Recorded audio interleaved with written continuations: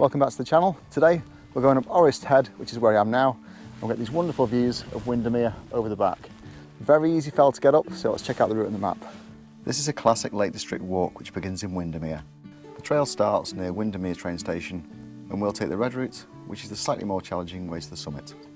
Orrest Head is a very accessible fell, and the alternative blue route is one of 50 miles without stiles trails in the Lake District. These are suitable for anyone with prams or motability scooters. This is Wainwright's first fell, and the view from the top inspired his pictorial guides of the Lake District.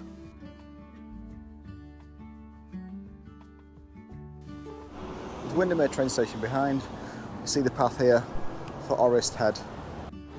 30 minutes to the top. So there's two general routes up. The first one is the blue one, which is without stiles on it. That's a gradual incline, or you can take a more moderate red path. So we're here, we're going to work our way up. There's some of the flora and fauna, so bluebells in the right season. The infamous red squirrel, and I think I've seen as many of them in the Lake District to have unicorns in the last 40 years. We'll definitely see some chaffinches, maybe a roe deer. I've seen a few of those. There are pamphlets just down here if you want to take those and follow the route. We're just going to take this one, and they're both 1 mile.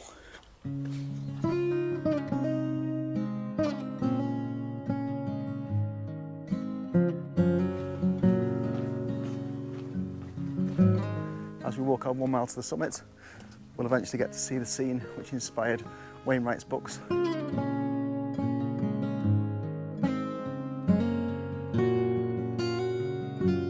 For us, we reach this, and Kirkstone Road's further on, but for us, it's the red route, and it's half a mile now, so Orrest Head.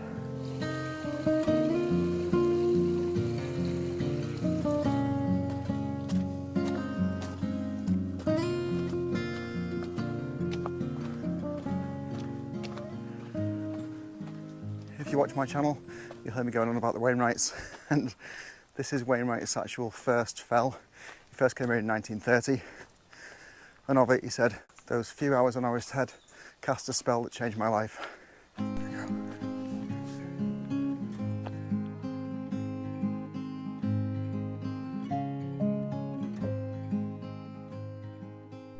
In September 2024, the Wildlife Sculpture Trail was added. So I'll just pop in here and I'll show you this. I will keep a lookout for red squirrels, but I've yet to see one. There's our first one, looks like a heron. Here we go. A wooden owl there for us. Let's check the legend. Chainsaw carving, woodenart.com for further details. As we come through, I've got a couple more things. There we go. If I'm not mistaken, a robin. Well, although there's no plaque actually to say what it is, but looks robin-like to me. Put it in the comments what you think it is. And a couple more around here. We're back on the trail. A rabbit this time. Again, a little nod to Beatrix Potter. That's a good one. That's the first one I've seen in the Lake District. And then lastly, our eagle, a little bit further away from Eagle Crag. That section's only short, so you can take that. It's good if you've got kids. As we go to rejoin the path, you just get the look of the silvery band over there of Windermere, just through the trees.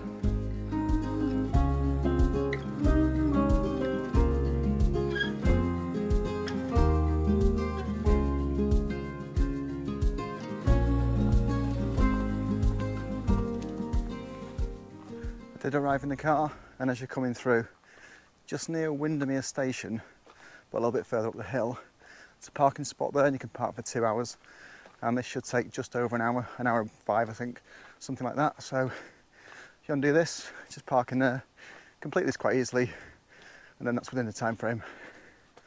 The ones a little bit lower down the road are an hour stopping for free, so up to you. We're just getting towards the middle of summer now, and the ferns are out. It's classic deciduous woodland out here, and the trees are in full leaf.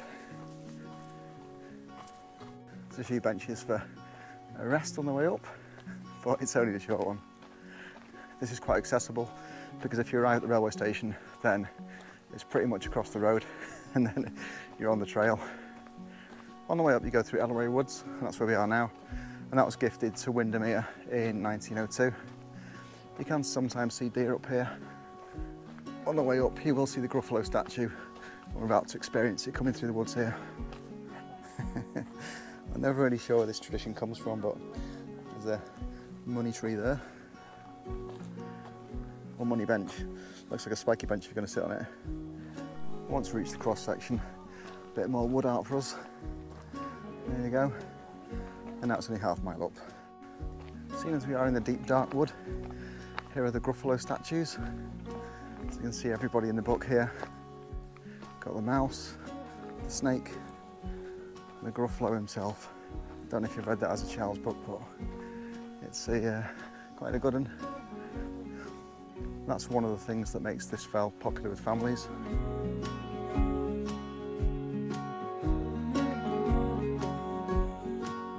So again, blue trail goes off there, but we're taking the red one straight up.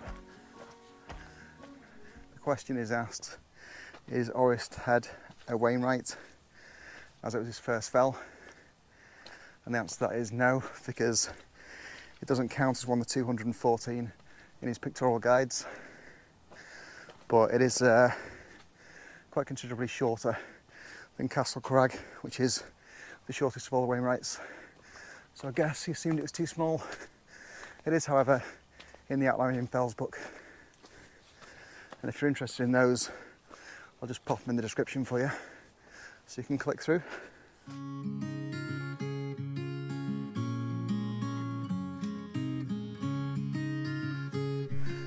Now we're just joining the blue trail, and one of the reasons I've told you about this one is because the Lake District has several accessible paths, and I'll leave some information about that in the Lake District. So these are designed specially so you can also get up them in wheelchairs. And there's the view out. So from this spot you get a cracking view over Windermere village and then Windermere itself. The red path for us. Now this is where we get the stone that's been laid in here, and this fell was actually donated to Windermere village by Arthur Henry Haywood, and that's in 1902. We're through this iron gate.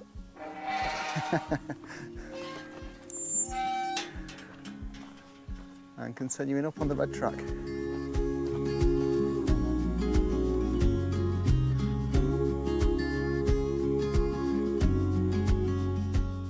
You can do this with no equipment. I've still got my trainers on.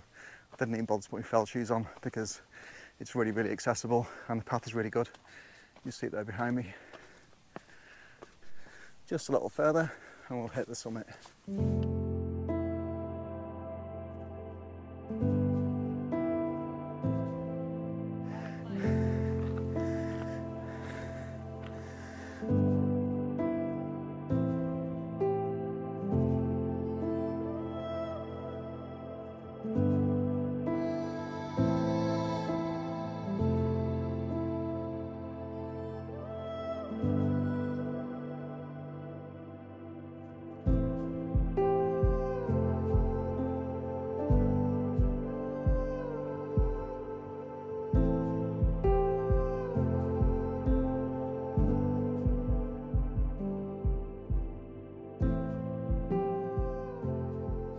Here you've got the mountains in the area. You've got Scafell and Scafell Pike and Great Gable. And then much close to us we've got Loughrig, just near Ambleside at the top of the lake.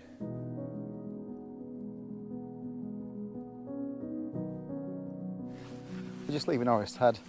I'm going to start our way around the lengthier part of the circuit. So a little bit of a trail walk.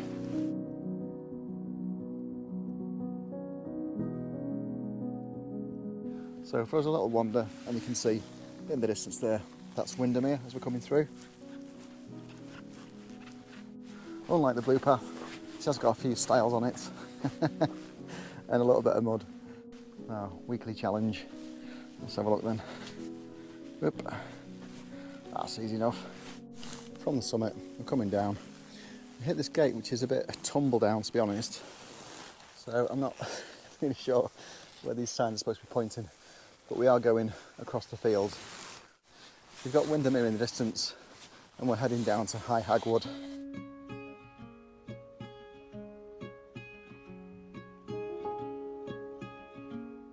It's quite sheepy in this field.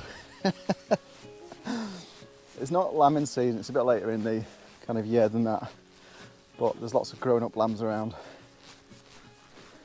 As we head down, there's fantastic views over Windermere and an incredibly useful stile going up here.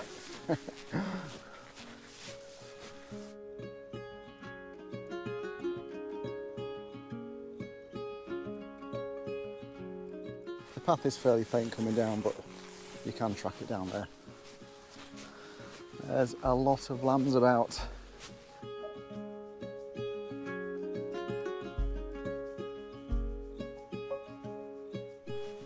Alright, when you get to the farm with, I'd say that's a tarn down there, but it looks more like a flooded field.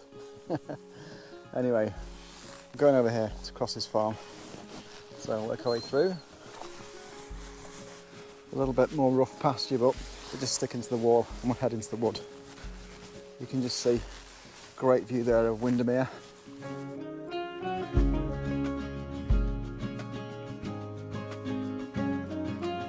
So as I say, it's really accessible to do this one. You can go to Orrest Head quite easily from just across the road really from the train station. You can make the loop as long as you like. So for this one it's about 5k, but you can do it straight up and down or extend it out as long as you like. There's plenty of paths around this area. Once we're down to the woods, we're not going in it. We are taking this, so follow the side to St Catherine's, Windermere, and that's us down here.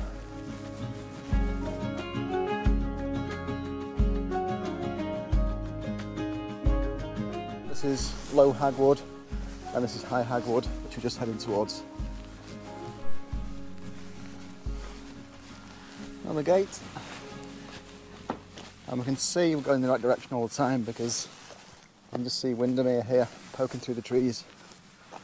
If you have done this walk, then just pop in the comments how you did it and who you did it with, so that just gives other people an idea on how they might try it. As we get a bit further down, this is Windlass Beck that's just appearing, so we're going to follow that for a little bit. You can probably hear it in the background.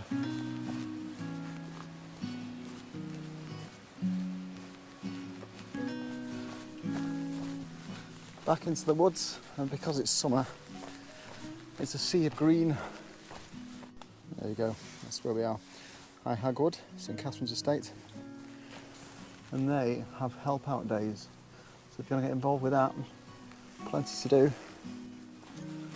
Here's another trail down, so you can make it as long or short as you like. Plenty of trails around here.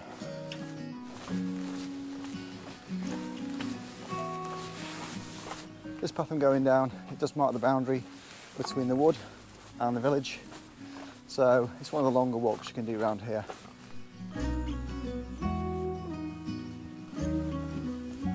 Nearly back to the village. If you've enjoyed the video, it really helps me if you click on the like, share or comment, because all those spread this video out so more people get to see it.